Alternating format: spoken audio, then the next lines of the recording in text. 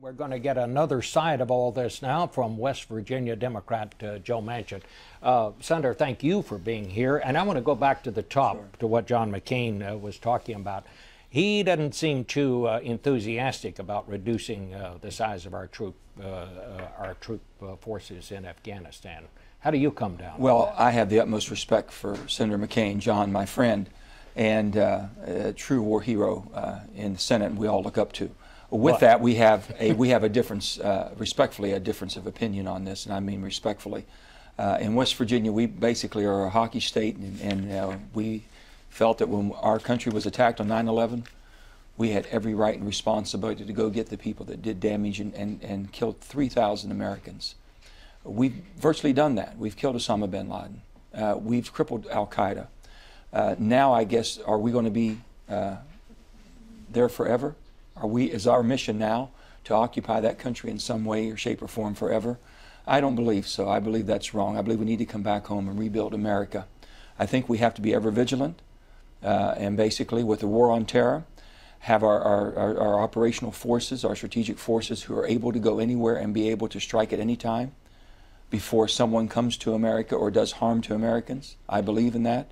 But a war of occupation where we occupy these countries is not one that we signed up for. It was not the mission given to us. So you are favoring getting out of there. The quicker the better. The quicker the better. The quicker the better. Should we leave a residual force there of some kind? Bob, I would think that basically I've been there twice now as a governor and as a U.S. Senator. And I believe we have some strategics, especially the Bagram Air Force Base.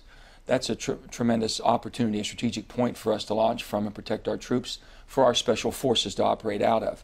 And I would defer to the experts and professionals on that. But I can see that we're going to have this war on terror, not just from our generation, but from our children's and grandchildren's. So we have to be able to strike at terror before it strikes us.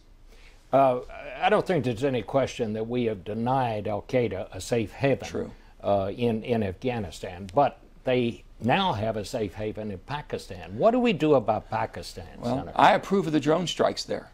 I'm one who said that basically we should use all the technology we have to protect America and Americans without putting them in harm's way. That's been very effective. We've been able to strike and take out Al-Qaeda leadership, Taliban leadership, those who wish to do us harm, and do it with the least amount of harm to our citizens and to our men and women in uniform. I believe that we should be able to use the technology and our special forces in the most lethal way to protect our country. Do you have any concerns about Chuck Hagel to be Secretary of Defense? I haven't had the privilege of serving with Chuck. I don't know Chuck Hagel. I know his reputation, and I've spoken to him once on the phone. He's coming in next week to speak with me. I look forward to that. I have some questions I want to ask and sit down and get his viewpoints on Israel, our greatest ally. I want to see where his Iraq, why he chose to oppose the Iraq War, which I think was a wise choice now that we know all the conditions. Also, Iran. I believe the sanctions in Iran are working and can even work further without going in and having a war, a land war there. And Afghanistan. I believe that he believes, as I do, that there's not going to be any changes that we're going to significantly make there, no matter how long we are. So it's going to be a very interesting conversation I look forward to having. But I truly believe, I was a former executive being a governor, and I always appreciated when the Senate gave me the respect of basically putting my staff together. And I will give every consideration to our president to do the same.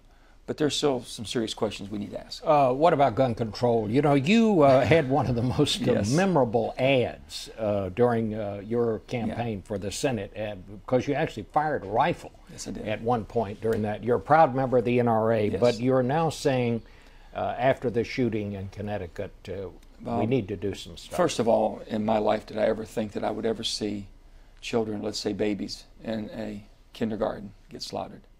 That has changed the dialogue, and it should change it. How have we gotten to a culture of mass violence? If you're just going to say it's all about guns and we need gun changes and bans, then you're wrong. If you think it's all about... What do we need? You need a comprehensive approach. John and I are basically going to be spearheading and leading as far as co-sponsoring a bill, which is basically a commission on mass violence, which I'm hoping the Vice President would incorporate in his recommendations. You've got to have people with the expertise, people that understand mental illness, how do people get their hands on these weapons that have this disease? Let me just ask you this, Senator. Could you envision a ban on assault weapons in some of these large magazines as part Bob, if they just put that up, if that's part of it? If that's part of it, it's something, the conversation. I will give you my answer this way. I want to talk to my friends and my members, NRA members. I don't have an assault weapon. I have shot assault weapons. I've hunted with semi-automatics. I own my guns, my bolt-action guns and my shotguns, and do all the things I do with hunting with my family. I want to know and hear from them, why do you have a magazine or need a larger clip magazine? You can't just push the NRA away and the law-abiding gun owners away. They have to be at the table, and you need to find out what their preference of protecting that. The other thing is that the registration. These are discussions we have to have. We've got an atmosphere in Washington, Bob, that basically is guilt through conversation anymore. That if I sit down and say, I'm willing to talk about this, I want to know more about mental illness, about registration, about clips. I want to know people that are protecting those or defending those positions. How about the First Amendment? And what I would say to all of my friends that are NRA and gun owners, that there's no way that they're going to take your Second Amendment rights away. That won't happen. And the First Amendment won't be infringed upon. But we have to look at how do we cure this violence, the culture of mass violence.